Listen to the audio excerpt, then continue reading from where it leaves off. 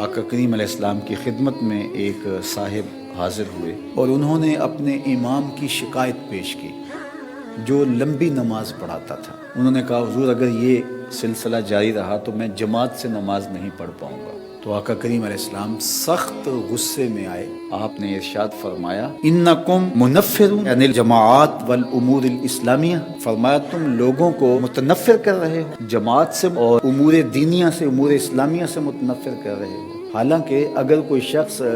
نماز میں قرات لمبی کرتا ہے تو وہ یہ جو عمل کر رہا ہے اللہ کی رضا جوئی کے لیے کر رہا ہے۔ نماز کے اندر قرات ہے، اللہ کا قرآن ہے، قرآن پڑھنا افضل ہے اور نماز میں پڑھنا اور افضل ہے۔ تو جو افضل ترین عبادت ہے اس کو بھی طول نہیں دے سکتے آپ،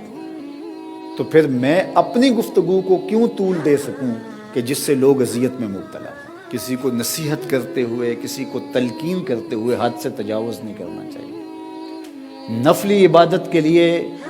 آپ واجب کی عبادت جتنا زور نہیں دے سکتے، جو واجبات ہیں ان کا زور فرض کے برابر نہیں ہو سکتا۔ تو دین کی حکمت یہ ہے کہ آسانی سے لوگوں تک دین پہنچایا جائے۔ ہاں جہاں دین نے ہمیں سختی کرنے کی تلقین کی ہے وہ ایک الگ امر ہے، اور جہاں نہیں کی تو ہمیں کوئی اختیار نہیں ہے۔ تو بعض اوقات ہم ان امور پہ اتنا زور دے دیتے ہیں جن کی شریعت میں تاکید نہیں ہوتی، اور ان امور پہ ہم بعض اوقات زور نہیں دیتے جن میں شریعت میں زور ہوتا ہے۔ تو یہ پھر ہم اپنی خواہش کو مقدم کر رہے ہوتے ہیں۔ تو اس لیے کسی بھی امر کے اندر تبلیغی امور ہوں، اعمال ہوں، رویے ہوں، گفتگو ہو، طرز معاشرت ہو، اس میں جو ہے وہ حد سے تجاوز نہیں کرے۔ شریعت نے جس حد تک جانے کا کہا، دیکھیے جہاد میں آخری حد تک جانے کا کہا ہے، مخالف کی گردن اتار دینے کا حکم ہے، وہاں ہم جا سکتے ہیں، لیکن وہاں بھی حد بندی رکھی کہ بچوں کو قتل نہیں کرو گے، بوڑھوں کو قتل نہیں کرو گے، اسی طرح بیماروں اور لاغروں کو، معذوروں کو قتل نہیں کرو گے، ان کے پروہت، پادری اور ان کے جو مذہبی رہنما ہیں ان کا قتل نہیں کرو گے، فصلیں نہیں اجاڑو گے، جانور نہیں قتل کرو گے۔ وہاں بھی آداب دیے، کہتے جنگ اور محبت میں کوئی ضابطے نہیں ہوتے، اسلام نے یہاں بھی ضابطے دیے۔ آقا کریم صحابہ کو جنگوں پر روانہ کرتے ہوئے وصیت کیا کرتے تھے، پھر تمہارا بدترین دشمن ہی کیوں نہ ہو اور اس نے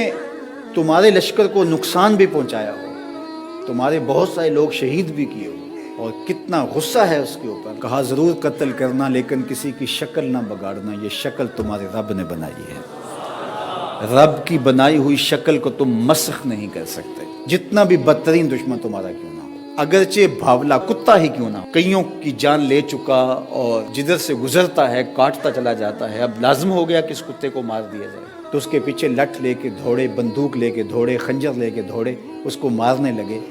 پھر آواز آئی رحمت عالم صلی اللہ علیہ وآلہ وسلم کی، اس کتے کو مارنے لگے ہو، تمہیں غصہ بھی بڑا ہے، کتنی لاشیں پڑی ہوئی ہیں، لیکن میری آواز سنو، ایاکم والمثلہ ولو بالقلب العقور، اس کی شکل نہیں بگاڑنی، اگرچہ بھاولا کتا ہے لیکن اس کی شکل رب نے بنائی ہے۔ یہ ہمارا دین ہے، یہ اصل تصویر ہے دین کی۔ جب ہمارا دین یہ شکل دین کی پیش کر رہا ہے تو کیسے ہو سکتا ہے کہ ہم کسی کو ٹانگ سے گھسیٹ کر محض الزام پر اس کو سڑک میں چوراہے میں رکھ کر اس کی ہڈیاں توڑ دیں اور پھر اس کی لاش کو جو ہے وہ جلا کر کے راکھ میں تبدیل کر دیں اور اس کو ہم حضور کی محبت قرار دیں؟ یہ ہمارے نفس کی خواہش ہو سکتی ہے، اللہ کے رسول کی محبت نہیں ہو سکتی ہے، کیونکہ جو محب ہوتا ہے وہ محبوب کی بات مانتا ہے۔ تو از خود میں اس بات کا استحقاق نہیں رکھتا کہ میں کوئی چیز طے کروں، جو طے کرے گی وہ شریعت اسلامیہ طے کرے گی، تو شریعت جو کہے گی مجھے اس کے تابع ہونا پڑے گا، نہ کہ اپنی خواہشات کے تابع۔